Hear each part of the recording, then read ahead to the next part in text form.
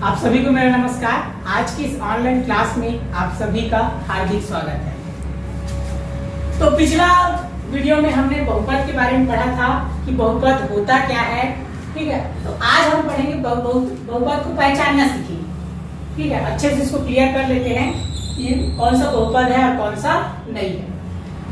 तो पहले ही बता चुका हूं कि बहुपद में क्या है, हमें अंग्रेजी का जो वर्णमाला है A to Z, ए से लेकर जेड तक जो अक्षर है उस पर हमको ध्यान देना है, उसके घातों पर ध्यान देना है। बाकी हमको किसी चीज से मतलब नहीं होना चाहिए, हमें सिर्फ पहले ध्यान देना है अंग्रेजी वर्णमाला का जो अल्फाबेट अक्षर है उसके घात को देखना है। घात किसमें होना चाहिए? पूर्ण संख्या में। ये तो बता चुका हूँ। पूर्ण संख्या कहाँ शुरू होती है? 0, 1, 2, 3, 4, 5, 6 अनंत तक। ये सदैव क्या होती है? धनात्मक होती है। ये हमने पिछले वीडियो में इसको क्या है पढ़ चुके हैं। तो आज इसको देखो और अच्छे से समझ लेते हैं। देखो यहाँ क्या लिखा है? S-3। तो पहले ही बता चुका हूं हमें क्या करना है, अंग्रेजी के वर्णमाला पर ध्यान देना है।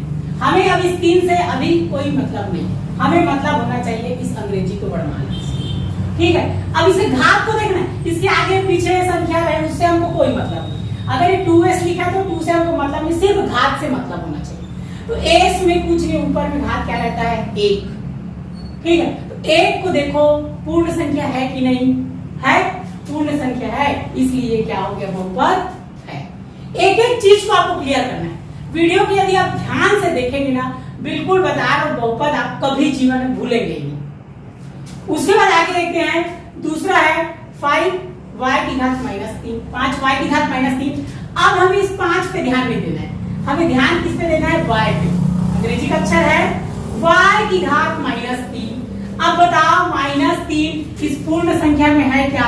1, 2, 3, 4, 5 है तो सदैव धनात्मक होती है, ऋणात्मक होता ही नहीं है। तो देखो ये -3 ये पूर्ण संख्या नहीं है, इसलिए ये बहुपद नहीं है। अगला देखते हैं, देखो p + 1/p, p धन 1/p। अब हमें इस 1 से हमको मतलब नहीं है, ये 1 से मतलब नहीं है, हमें इस p से मतलब है और इस p से मतलब है। तो यहाँ देखो p में घात कितना है? 1 क्या है? पूर्ण संख्या है। लेकिन एक चीज और ध्यान देना, यदि अंग्रेजी का अक्षर वर्णमाला अगर नीचे में है, मतलब हर में है, तो उसको पहले ऊपर लाना पड़ेगा, तब ये हल होगा। तो यहाँ पर देखो घात कितना है? 1। तो इसको हम इस प्रकार लिख सकते हैं, ये हो गया 1 को तो वैसे रहने देना, p की घात 1 ऊपर लाएंगे क्या हो जाएगा? p की घात -1। तो देखो यहाँ 1 तो पूर्ण संख्या है, लेकिन ये -1 पूर्ण संख्या है क्या? नहीं है, इसलिए ये बहुपद नहीं है। याद रखना, ये बहुपद में पूरा जितना भी अक्षर है सबका देखना है कि पूर्ण संख्या है कि नहीं, सभी घात को देखना है चारा से। देखो इसमें ax² + b। अब a में देखो घात 1 है, b में देखो घात 1 है। देखो घात 1 पूर्ण संख्या है, 2 भी पूर्ण संख्या है, 1 भी पूर्ण संख्या है, इसलिए ये बहुपद है। अगला देखते हैं, x की घात 1/2 + 1। अब पहले बता चुका हूं हमें क्या करना है, इसको 1 पे ध्यान देना है। किस पे ध्यान देना है? अंग्रेजी के वर्णमाला पे। ये देखो x की घात 1/2। अब बताओ 1/2 पूर्ण संख्या है क्या? देखो 1, 2, 3, 4, 5, 6 ऐसा लिखा है क्या? नहीं लिखा है, ये परिमेय संख्या है, इसलिए क्या है? ये बहुपद नहीं है। अगला 5p² + 2p + 1। हमें संख्या पे ध्यान नहीं देना है, ठीक है, चर राशि के घात पे ध्यान देना है। तो देखो हमको 5 से कोई मतलब नहीं होना चाहिए, 2 से भी कोई मतलब नहीं होना चाहिए और 1 से भी कोई मतलब नहीं होना चाहिए। हमें मतलब है सिर्फ उस p से। तो देखो p में घात कितना है? 2 पूर्ण संख्या है। यहाँ p में देखो घात कितना है? 1, तो 1 पूर्ण संख्या है, इसलिए ये बहुपद है। अगला देखते हैं क्या लिखा है? कर्णी x/y। याद रखना ये कर्णी है, और ये कर्णी भी बोलते हैं, इसको वर्गमूल भी बोलते हैं, अंग्रेजी में स्क्वायर रूट भी बोलते हैं और अंडर रूट भी बोलते हैं। इसका मान होता है 1/2। इतना चीज हमको याद रखना है। ठीक है, ऐसा लिखा है मतलब करनी, ऐसा लिखा है मतलब करनी वर्गमूल स्क्वायर रूट अंडर रूट इसका नाम है। अगर आपको कंफ्यूज नहीं होना है, कोई करनी बोल रहा है इसी को, कोई टीचर बोलेगा वर्गमूल, कोई बोलेगा स्क्वायर रूट और कोई बोलेगा अंडर रूट, तो आपको उसमें कंफ्यूज नहीं होना है। इसका मतलब ये चारों होता है और इसका मान होता है 1/2। वैसे ही देखो इस प्रकार ये रहेगा, यहाँ कुछ नहीं मतलब 2 रहता है। ये देखो यहाँ 3 लिखा है तो इसका मान होता है 1/3। 3 को बोलते हैं घन, ये क्या हो जाएगा घनमूल। अगर यहाँ पर लिखा है 4 तो इसका मान हो जाएगा 1/4 और इसको बोलेंगे चतुर्थमूल। अगर 5 आ गया तो पंचमूल, 6 आएगा तो षटमूल। इसको याद रखना। ये लिखा है और ये, इन दोनों में फर्क है। देखो ये कहाँ पर है, ठीक है, और ये कहाँ पर है, इन दोनों में अंतर है, इसको आपको याद रखना है। अब समझते हैं, देखो इसमें क्या लिखा था, करनी x/y। अब हमको x/y से मतलब यहाँ देखो x/y को वैसे ही लिखना है। अब देखो करनी लगा है तो पूरे दोनों के लिए लिखा है, तो इसको हम इस प्रकार लिख सकते हैं, करनी का मान कितना होता है 1/2। याद रखना पूरे करनी का मान यहाँ लिखा हूं, देखो 1/2। यहाँ ऐसे कोष्टक करना है, ऊपर में क्या लिखना है 1/2। अब बताओ 1/2 पूर्ण संख्या है क्या? यहाँ देखो 1/2 नहीं लिखा है, इसलिए ये क्या हो गया, बहुपद नहीं है। अगला देखते हैं x + 1/x।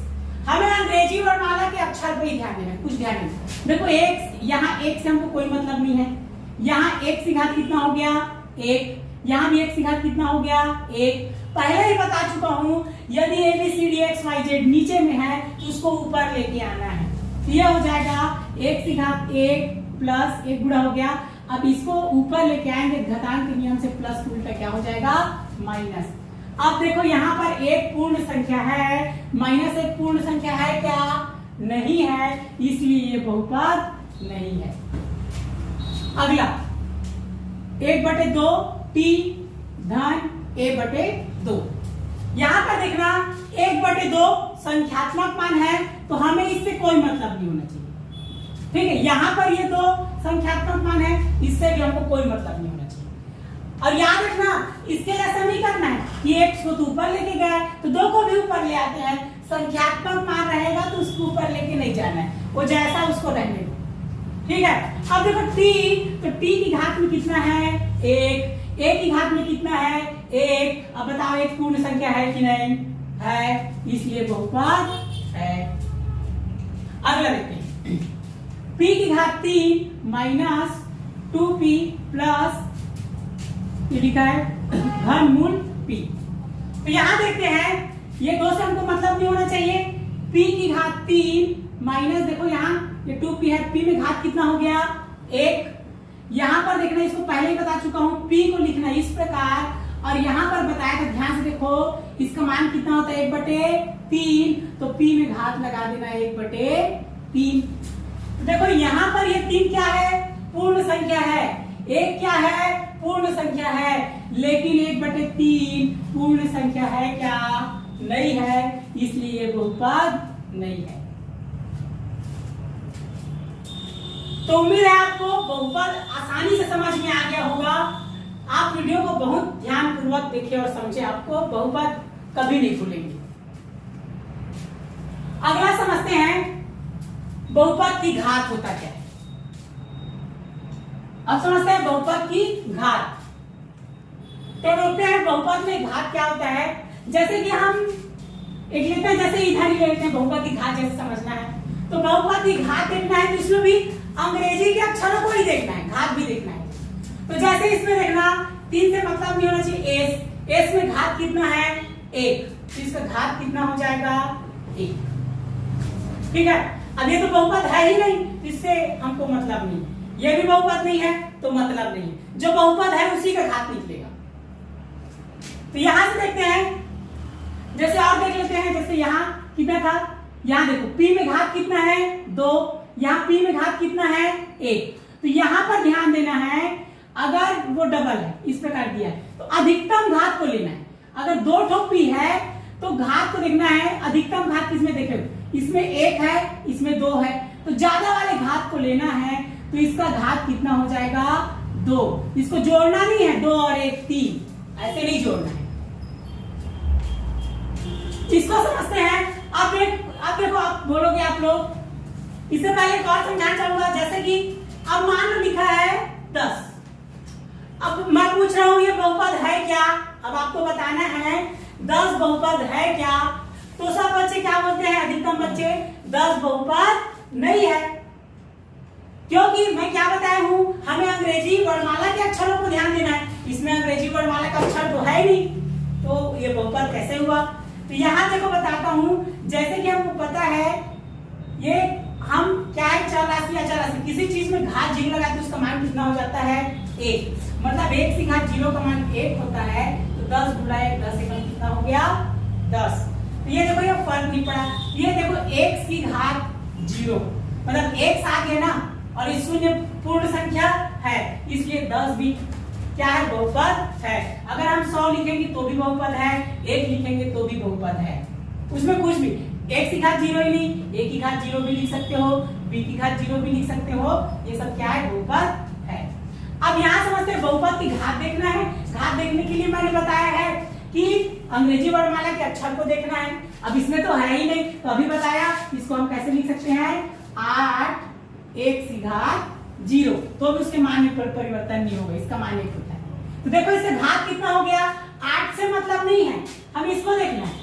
x में घात कितना आ गया 0, इसका घात कितना हो गया 0। अब इसको देखना, इसमें क्या लिखा है, x y z। ध्यान देना, x y z गुणा के रूप में है। किस रूप में, इसमें गुणा के रूप में। देखो प्लस माइनस वाला अलग है, गुणा वाला अलग है। याद रखना, यदि प्लस और माइनस के रूप में है तो हमें अधिकतम घात को देखना है। जैसे कि देखना, यहाँ भी है, यहाँ भी है, यहाँ भी है, और u भी है, लेकिन u में घात कितना है, 1 तो हमको उसको नहीं देखना है। देखो इसमें v में घात 1 है, v में घात 2 है, v में घात कितना है 3। तो अगर प्लस माइनस के रूप में रहेगा इस प्रकार, तो हमें अधिकतम घात को देखना है। अधिकतम घात कितना है 3, तो ये क्या हो जाएगा, इसका घात 3। अब गुणा वाले को देखना, देखो x y z, देखो ध्यान देना, यही ये x y z गुणा के रूप में, तो गुणा के रूप में रहता है। अगर अलग अलग अक्षर है तो वो घात जुड़ जाएगा। जैसे कि x की घात 1, y की घात 1, z की घात 1, अलग अलग अक्षर रहेगा तभी जोड़ना, एक जैसे रहेगा तो नहीं जुड़े। यहाँ देखना है, ये देखो 1 तो कितना हो गया 1 + 1 + 1, कितना हो गया घात 3। अलग अलग अक्षर है और गुणा के रूप में है तो उसका घात हो जाएगा 3। लेकिन अगर ऐसे लिखा रहता x + y + z, ध्यान देना ये प्लस के रूप में है, किसमें भी घात 1, किसमें भी घात 1, किसमें भी घात 1, तो अधिकतम घात 1, इसको जोड़ना नहीं है, इसका घात हो जाएगा 1। उम्मीद है आपको ये बहुपद और बहुपद की घात समझ में आया होगा। आप इसको बहुत अच्छे से समझे और आपको इसके लिए और भी प्रश्न बनाने के लिए भेज दिया जाएगा। आप सवालों को बनाइए अच्छे से, और अगर आपको जो भी चीज समझ में नहीं आता है आप हमसे व्हाट्सएप के द्वारा संपर्क कर सकते हैं, और सवाल को सॉल्व करके आपको व्हाट्सएप में मेरे पर्सनल नंबर पर आपको सवाल को क्या करना है, भेजना है, ताकि मैं उसको चेक करके आपको आगे भेज सकूं।